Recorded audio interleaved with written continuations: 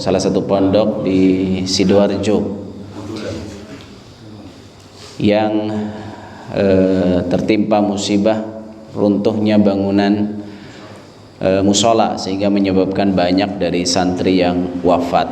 Tentunya kita sebagai muslim merasa sedih, merasa iba ya terhadap apa yang terjadi pada saudara-saudara kita tersebut. Sebagaimana dalam hadis Nabi SAW mengatakan, "Mathalul mu'minina fi tarahumihim wa ta'atufihim wa tawaddihim kamathalil jasad idza ishtaka minhu 'udwun tada'a lahu sa'iral jasadi bis-sahari wal humma." Permisalan sikap saling cinta sesama kaum muslimin, saling menyayangi dan saling berkasih adalah seperti satu jasad. Jika ada salah satu jasad yang terasa sakit, maka jasad yang lain juga akan merasakannya dengan demam dan juga tidak bisa tidur, demam dan tidak bisa tidur. Sehingga dari peristiwa ini kita bisa mengambil pelajaran Bapak Ibu sekalian, bahwasanya jangan sampai kita merasa aman dari hukuman Allah, dari suatu azab ataupun suatu bencana yang bisa mewafatkan kita kapanpun dan dimanapun kita berada. Ini musibah bencana yang mungkin bisa jadi dengan wafatnya sebagian santri tersebut menjadi salah satu sebab menjadi orang yang mati syahid.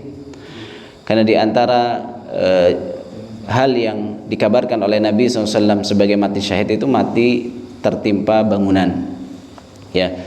Namun Bapak Ibu sekalian, pelajaran yang penting yang kita bisa ambil dari peristiwa tersebut adalah jangan sampai kita merasa aman ya dari hukuman Allah atau bencana yang bisa menghilangkan nyawa kita. Ya, kapanpun dan dimanapun bisa saja itu terjadi. Sangat bisa untuk terjadi.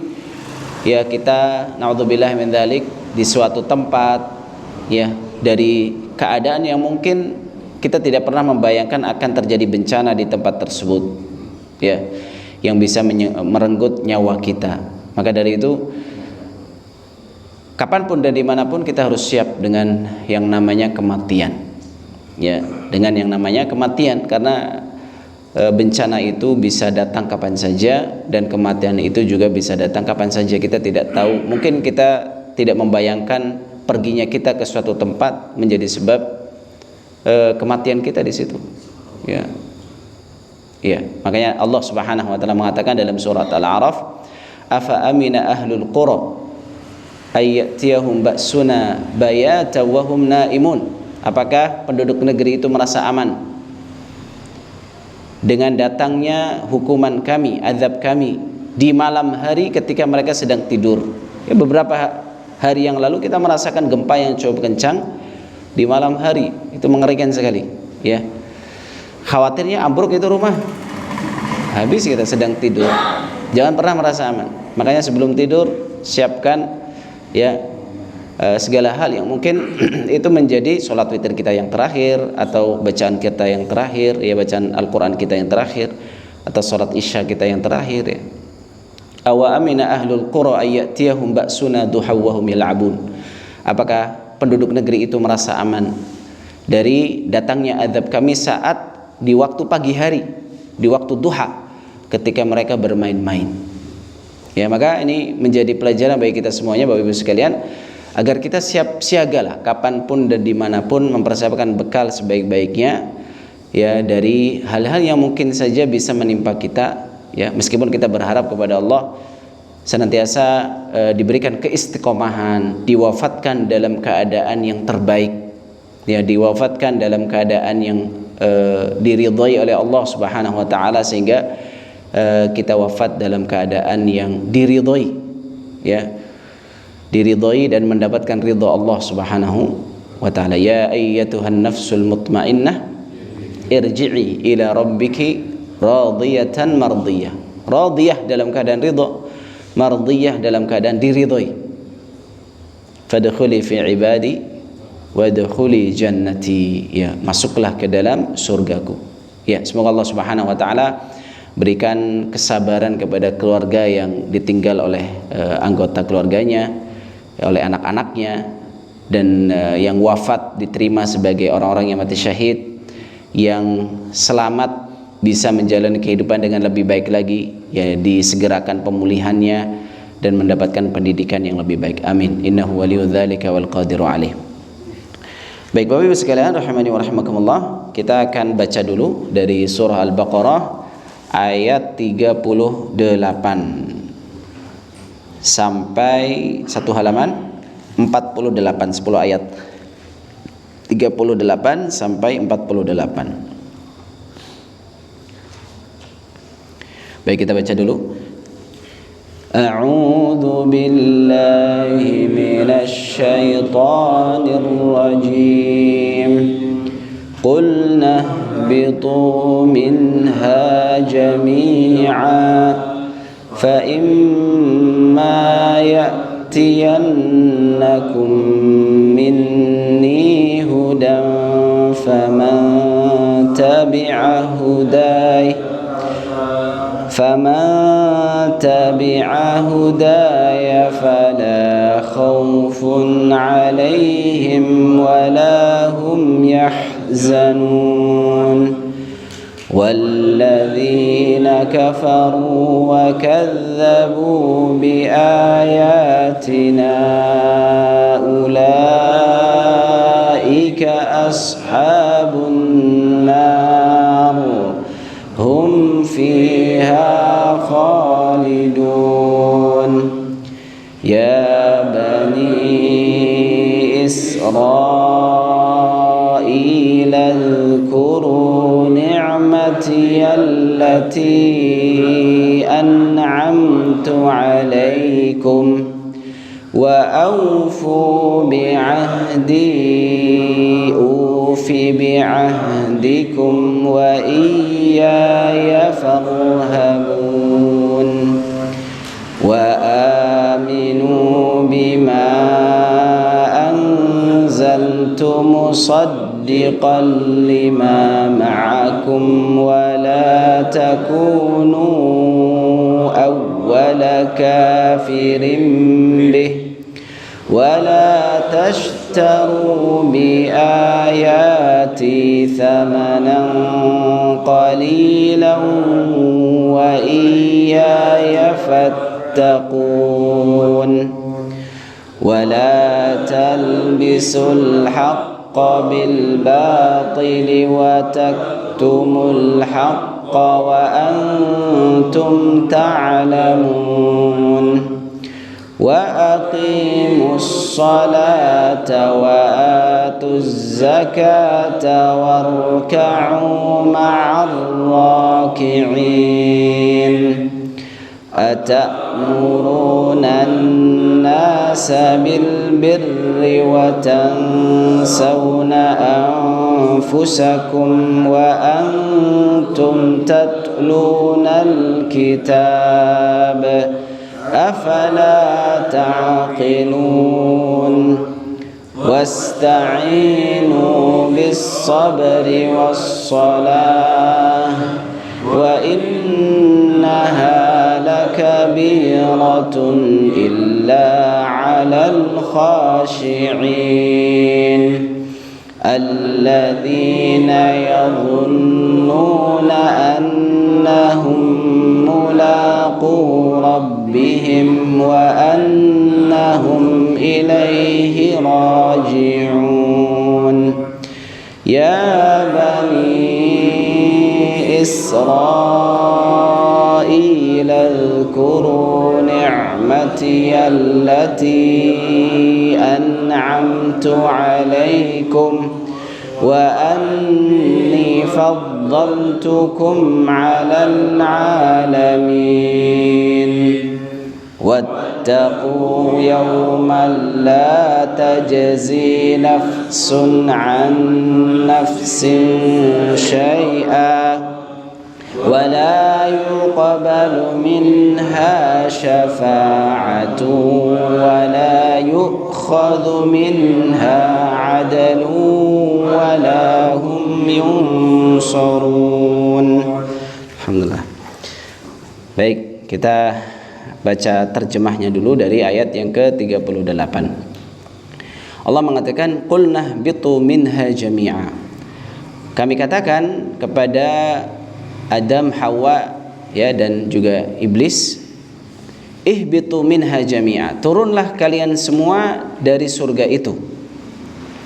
Fa imma ya'tiyannakum minni huda, jika suatu saat nanti datang kepada kalian petunjuk dariku.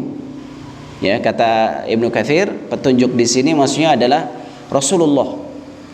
Ya, jika datang kepada kalian petunjuk dariku, yaitu Rasulullah sallallahu alaihi wasallam, faman tabi'a hudaya, maka siapa yang mengikuti petunjukku, fala khaufun alaihim wala hum yahzanun, tidak ada ketakutan atas mereka dan tidak ada pula kesedihan.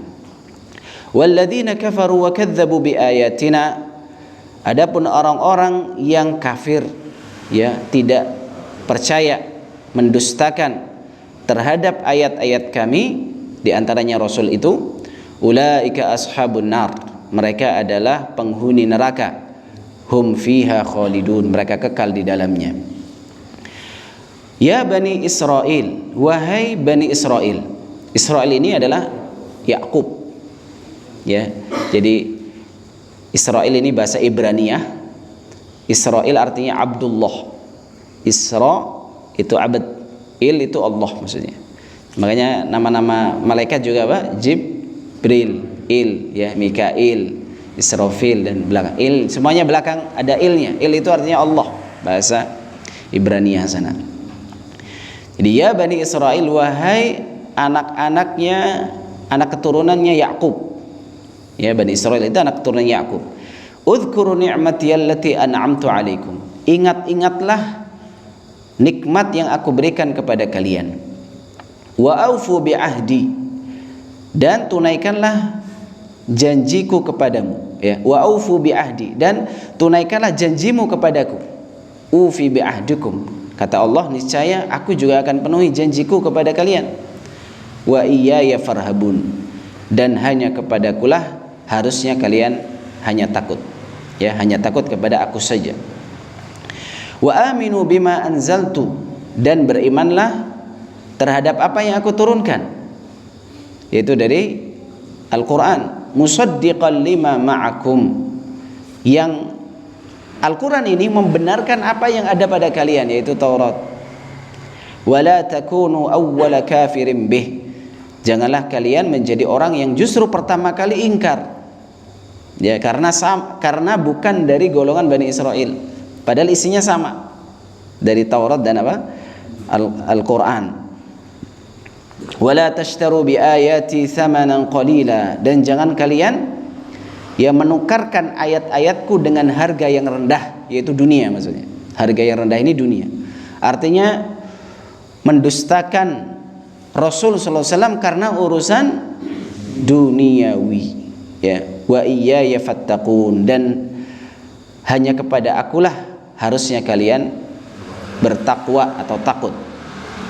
Wala talbisul haqqa bil batil, jangan kalian campur adukkan kebenaran dengan kebatilan. Wala wataktumul haqq, dan sembunyikan kebenaran. Wa antum ta'lamun, dalam keadaan kalian mengetahui bahwa itu benar. Jadi ini diantara sifat Bani Israel, dia sudah tahu kebenaran tapi apa? Menyembunyikannya, tidak mau mengikutinya karena tidak cocok dengan keinginannya, tidak cocok dengan seleranya.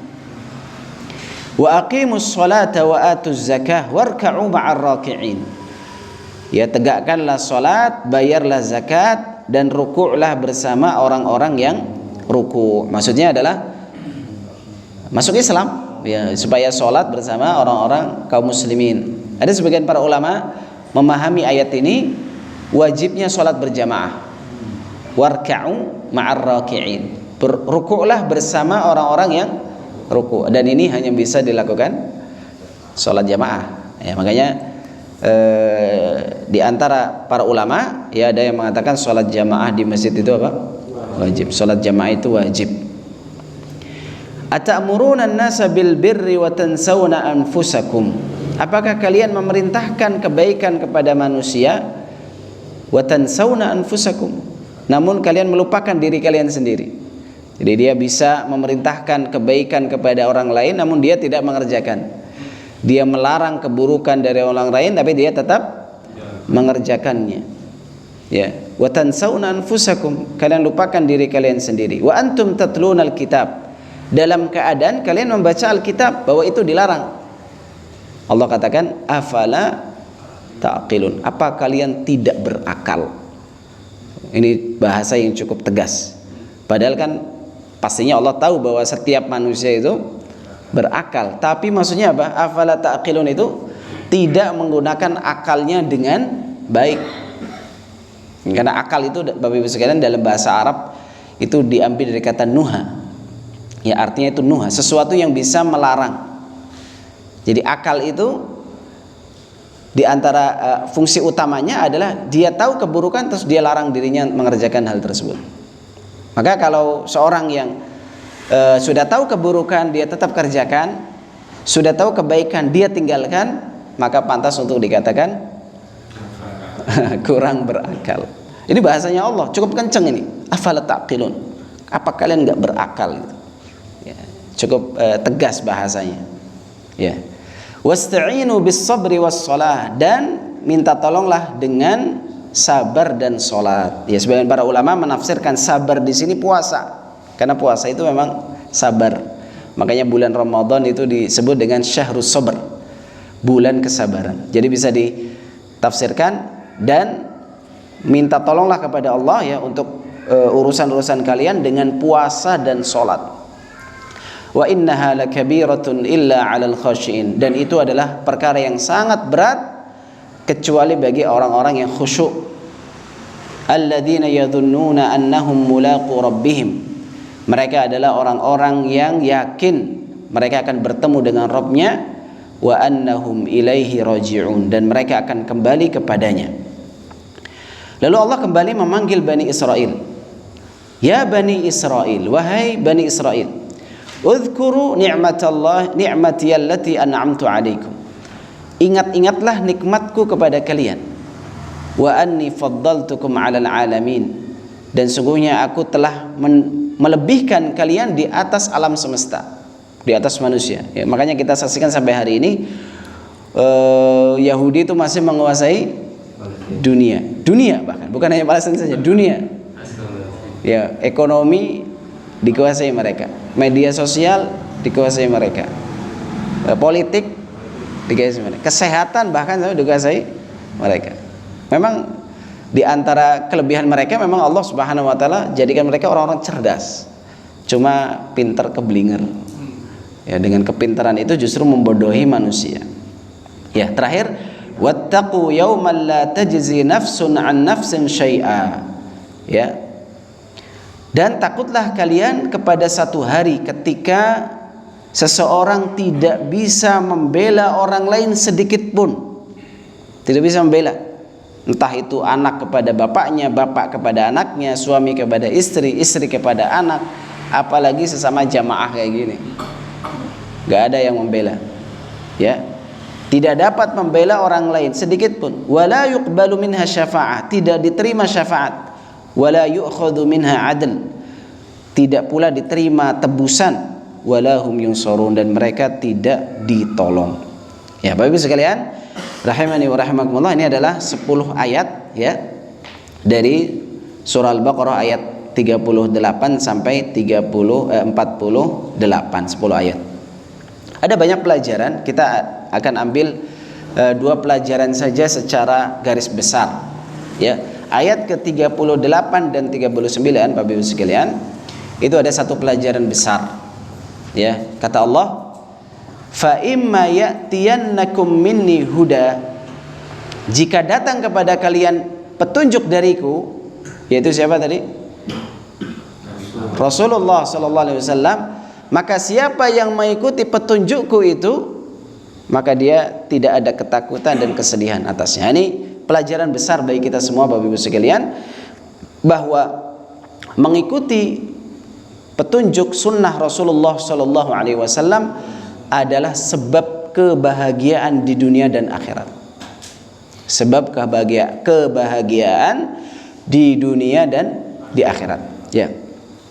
Dalam ayat lain ya, dalam surah Toha, Allah Subhanahu wa taala mengatakan, "Famanittaba'a hudaya fala yadhillu wa la yashqa." Toha ayat 123. Siapa yang mengikuti petunjukku maka tidak akan tersesat dan tidak akan sengsara. Kalau dalam ayat ini apa? Tidak ada ketakutan dan tidak ada kesedihan. Jadi takut tidak, sedih tidak, tersesat tidak, sengsara juga tidak. Berarti sisa apa? Sisa bahagia.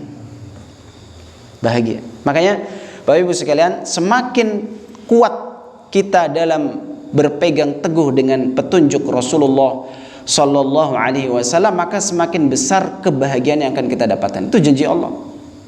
Orang yang berpegang teguh dengan sunnah Nabi SAW terus tersesat, itu berarti berkebalikan dengan Al-Quran. Al-Quran mengatakan, "Famanittaba'a hudaya," ya, surat Toha ayat 123. Siapa yang mengikuti petunjukku, fala yadhillu, dia tidak akan tersesat. Wala yashqa, dan tidak akan sengsara. Artinya apa? Tidak akan tersesat berarti mendapatkan petunjuk. Tidak akan sengsara berarti mendapatkan kebahagiaan. Makanya Bapak Ibu sekalian, Al-Imam Malik ini gurunya Imam Syafi'i. Beliau mengatakan, "As-sunnatu safinatu Nuh. Man rakibaha naja wa man takhallafa anha ghariq." Sunnah itu ibarat perahunya Nuh. Sunnah itu ibarat perahunya Nuh. Siapa yang menaikinya selamat. Siapa yang tidak mau naik maka dia tenggelam. Nuh, ya, kapalnya Nabi Nuh alaihissalam, itu kan kita tahu semua ya ceritanya. Ketika terjadi banjir bandang, banjir besar sekali, ya, di Syam sana, di daerah yang tandus, gersang, ya, padang pasir, kok tiba-tiba hujan lebat dari atas, bawahnya juga tanahnya mengeluarkan air sehingga terjadi banjir bandang. Siapa yang selamat pada saat itu? Hanya yang naik kapalnya Nuh saja, perahunya Nuh saja. Kalau tidak naik, binasa. Bahkan sampai istrinya Nabi Nuh, anaknya Nabi Nuh tidak beriman, tidak mau naik. Itu kata Imam Malik, gurunya Imam Syafi'i. Maka sunnah Bapak Ibu sekalian, ini bukan perkara yang remeh. Justru ketika kita sudah tahu sunnah Nabi SAW, itu ujian kita berikutnya adalah siap atau tidak kita berpegang teguh dengan sunnah tersebut. Namun balasannya apa? Selamat. Ya, makanya kata Nabi SAW, "Inna min waraikum ayyamas sabr." Sungguh di belakang kalian, yaitu setelah sepeninggalnya para sahabat, akan datang hari-hari kesabaran. Ya, akan datang hari-hari kesabaran. Ya. Kata Nabi SAW, "Al-qabidhu ala sunnah kal-qabidhi ala al-jamr." Orang yang berpegang teguh dengan sunnah seperti memegang bara api. Bara api dipegang, Pak. Arang dipegang. Tapi kalau dilepaskan binasa. Tapi kalau dipegang kita juga kepanasan. Ya, kepanasan dalam arti bukan perkara yang mudah. Bukan perkara yang mudah berpegang teguh dengan sunnah Nabi SAW. Mungkin dicemooh, mungkin dianggap asing, mungkin apalagi di zaman yang Islam itu diperangi dari segala arah. Sampai kemarin ya Bapak Ibu sekalian, dengan robohnya bangunan pondok itu ada sebagian orang yang senang. Makanya gak usah masuk pondok itu kan. Akhir-akhir ini ada cukup gencar gerakan, kalau ada berita buruk tentang pondok langsung diviralkan. Tujuannya adalah agar kaum muslimin tidak menyekolahkan anaknya di pondok. Jadi kalau kita lihat di media sosial, justru ada orang-orang yang menghujat habis-habisan. Tujuannya memang sama dari dulu, yaitu supaya gak usah masuk pondok. Pondok itu masa depan suram, sudah kotor di dalamnya gitu. Di dalamnya juga ada hukuman-hukuman, ada ini dan itu, ya. Sehingga kalau ada kasus sedikit terkait pondok pesantren langsung diviralkan. Coba lihat kayak gitu. Polanya sama. Karena tujuannya memang supaya kaum muslimin tidak percaya lagi sama pondok. Itu berita-berita itu pasti akan mempengaruhi sebagian kaum muslimin. Oh iya, pondok serem juga itu, nggak usah masukkan pondok gitu. Terus sekolahnya di mana? Ya udah umum saja, kan belajar agama nggak mesti harus di pondok gitu. Akhirnya apa? Belajar di umum ya, yang materi agamanya sepekan cuma sekali itu pun gurunya sudah ngantuk karena capek. Ya gurunya cuma satu, ngajar satu sekolahan, sudah pasti capek, gurunya capek, muridnya juga sudah nggak fokus lagi, sudah tidak tertarik. Akhirnya semakin jauh kaum muslimin di Indonesia dari agama. Ya, maka itu Bapak Ibu sekalian rahimani wa rahimakumullah, berpegang teguh dengan sunnah Nabi SAW itu bukan hanya dengan ucapan saja ya, tapi dibuktikan dengan amal soleh. Ya, jangan hanya mengatakan saya di atas sunnah, saya berpegang teguh dengan sunnah, tapi malas-malasan dalam mengamalkan sunnah, keliru. Ketika kita sudah mengikrarkan, mendeklarasi diri kita di atas sunnah Nabi SAW, berpegang teguh dengan sunnah Nabi, maka harus siap menghadapi konsekuensi-konsekuensinya. Subhanallah, saya teringat dengan sebuah hadis ya, ketika Ummu Habibah, salah satu istri Nabi SAW, itu beliau menyampaikan hadis dari Nabi, sami'tu Rasul SAW yaqul, aku mendengar Rasul mengatakan, man shalla ithnatai asyrata rak'atan fil yawmi wal lailah banallahu lahu bihinna baitun fil jannah. Siapa yang sholat 12 rakaat sholat sunnah sehari semalam ya, maka Allah bangunkan baginya istana di surga. Hadisnya sahih riwayat Muslim ya, Ummu Habibah. Tapi yang menarik bukan hanya itu saja, ini menarik sekali ya, balasan yang luar biasa, 12 rakaat Bapak Ibu sekalian. Memang ini ada silang pendapat di kalangan para ulama, ada perbedaan pendapat. 12 rakaat itu apa?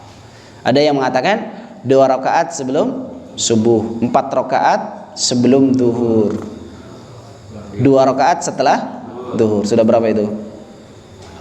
8. 2 rakaat setelah maghrib 10, 2 rakaat setelah isya. Kalau dalam mazhab Syafi'i lain, ada 4 rakaat sebelum asar ya, 2 rakaat sebelum subuh, 2 rakaat setelah duhur, 4 rakaat sebelum asar, 2 rakaat setelah maghrib, dan 2 rakaat setelah isya, 12 juga. Intinya sholat saja sudah ya, sholat sunnah. Tapi yang lebih menarik dari itu komentar Ummu Habibah. Ummu Habibah ini istrinya Rasul. Beliau mengatakan, ma taraktuhunna mundu sami'tu min Rasulillah. Setelah saya mendengar hadis ini dari Nabi, saya tidak pernah tinggalkan 12 rakaat itu. Uniknya lagi, muridnya Ummu Habibah namanya Anbasah, muridnya. Kata Anbasah, ma taraktuhunna mundu sami'tu min Ummi Habibah. Saya tidak pernah meninggalkan 12 rakaat ini sejak saya mendengar dari Ummu Habibah, istrinya Nabi.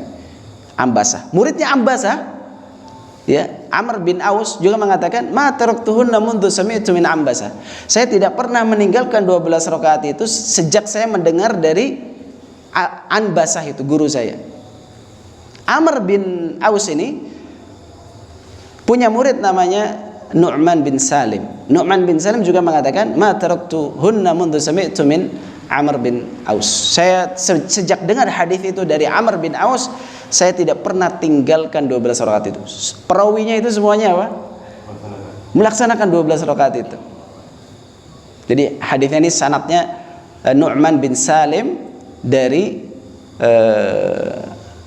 Amr bin Aus, dari Anbasah, dari Ummu Habibah, dari Rasulullah Sallallahu Alaihi Wasallam. Hadis riwayat Muslim. Jadi semua perawi-perawinya juga apa?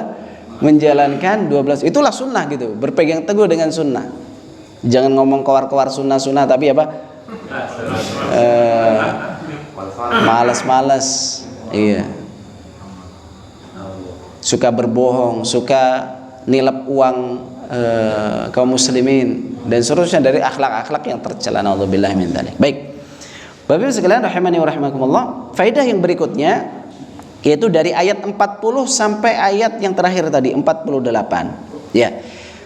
Para ulama menyebutkan sejak ayat 40 ini, ya dimulai sejak ayat 40 ini ya, dari ayat 40 ini Allah Subhanahu wa taala menyebutkan sifat-sifat buruk Bani Israel.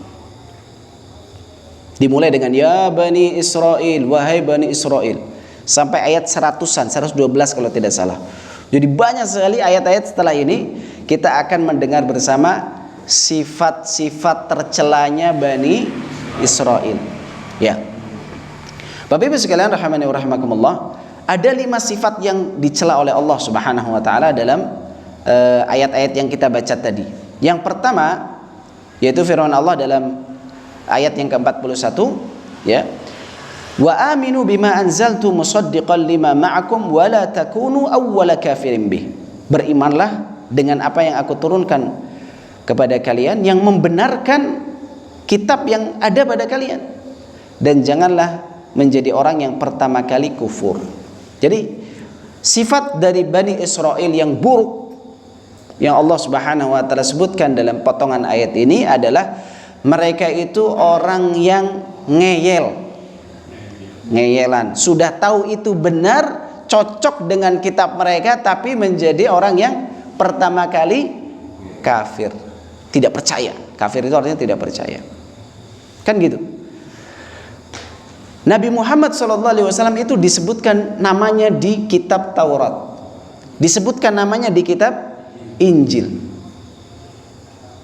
ya. Dan ketika diutus Nabi Muhammad SAW, dan itu sudah diketahui oleh Bani Israel, orang-orang Yahudi, makanya orang Yahudi itu banyak pindah ke kota Madinah. Kan nggak ada sejarahnya orang Yahudi ke Madinah, Pak, karena mereka banyakannya tinggal di Syam, ya, sekitar sekarang Palestina, Suria, Yordania dan sekitarnya, Lebanon. Ya, mereka memang di sana kebanyakannya, ya. Ketika mereka mendengar ada nabi terakhir yang akan dibangkitkan di tanah yang hitam yang banyak pohon kurmanya, mereka pindah ke kota Madinah, karena sifat ini hanya ada di kota Madinah. Kota Madinah kan terkenal kurmanya yang apa? Bagus-bagus. Apa namanya? Kurma ajwa. Ya Bapak, kalau umroh, kalau beli kurma ajwa di Madinah dan tanya ini pohon, ini kurma ajwa dari kota Madinah atau dari kota lain, karena ajwa itu banyak dari berbagai kota di Arab Saudi. Kalau yang dari kota Madinah itu yang jos itu, ya, meskipun agak mahal harganya, tapi itu yang kata Nabi SAW, siapa yang sarapan 7 butir kurma ajwa maka tidak akan terkena sihir. Percaya nggak Pak? Sebagian orang kayaknya nggak benar juga ya. Nggak percaya saja sudah, benar, nyatanya seperti itu memang. Tapi kurma ajwa Madinah, bukan kurma ajwa yang lain, ya. Ya. Jadi mereka itu sudah tahu bahwasanya akan ada nabi terakhir yang dibangkitkan di tanah yang hitam di antara 2 gunung yang banyak pohon kurmanya, Madinah. Ketika Nabi Muhammad SAW diutus, mereka nggak mau percaya justru. Kenapa alasannya? Alasannya karena bukan dari keturunan Ishak, ya, bukan dari keturunan Ishak. Karena Yakub itu kan punya 2 anak, yang satu siapa? Ismail, satu Ishak. Nabi Muhammad itu kan dari Ismail, ya. Kalau Ishak itulah yang banyak nabi di situ, ya, Bani Israel itu. Ternyata yang jadi nabi terakhir itu bukan dari golongan anak keturunannya Ishak, dari keturunannya Ismail, maka nggak mau. Itu alasannya. Jadi urusan apa sebenarnya? Duniawi saja itu. Urusan duniawi. Bukan karena mereka tidak percaya dengan Nabi Muhammad, tapi karena tidak cocok dengan seleranya. Wah, nggak cocok ini, nggak cocok sama saya ini, nggak mau beriman. Itulah yang dicela. Maka Bapak Ibu sekalian, kita beragama itu jangan sesuai selera kita, tapi sesuai dengan tuntunan Rasulullah SAW. Karena sebagian orang menganggap agama itu kayak prasmanan. Ada kajian di YouTube itu, agama bukan prasmanan. Prasmanan itu apa? Kan banyak makanan Pak ya. Apa yang diambil Pak? Yang cocok aja, yang cocok diambil. Kalau nggak cocok, nggak usah. Bukan seperti itu ya. Beragama itu apa? Kita yang harus menyesuaikan diri dengan syariat, Ya, meskipun mungkin berbeda dengan selama ini yang kita pahami, oh ternyata kayak gitu syariat ya. Ya sudah. Ya, kita mengikuti tunduk kepada syariat. Ini sifat yang pertama. Sifat yang kedua, wala tashtaru bi ayati thamanan qalila. Jangan kalian tukar ayat-ayat kami dengan dunia yang rendah. Jadi di antara sifat ciri buruk, ya, sifat buruk Bani Israel itu suka makan harta umat dengan cara yang batil.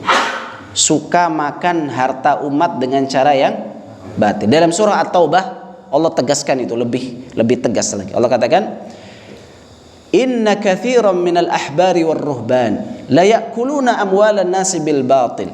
Sungguh banyak dari ahbar, yaitu ulama-ulama Yahudi, war ruhban, ahli ibadahnya Nasrani, la ya'kuluna amwalan nasi bil batil, makan harta manusia dengan cara yang batil. Dan itu Allah loh ya yang mengatakan, sampai hari ini memang seperti itu. Mereka itu mengambil uang dari umatnya untuk apa? Kekayaan diri sendiri. Orang-orang Yahudi, orang-orang Nasrani juga sama. Ya, mereka punya harta yang berlimpah ruah yang diambil dari mana? Dari sedekah umatnya.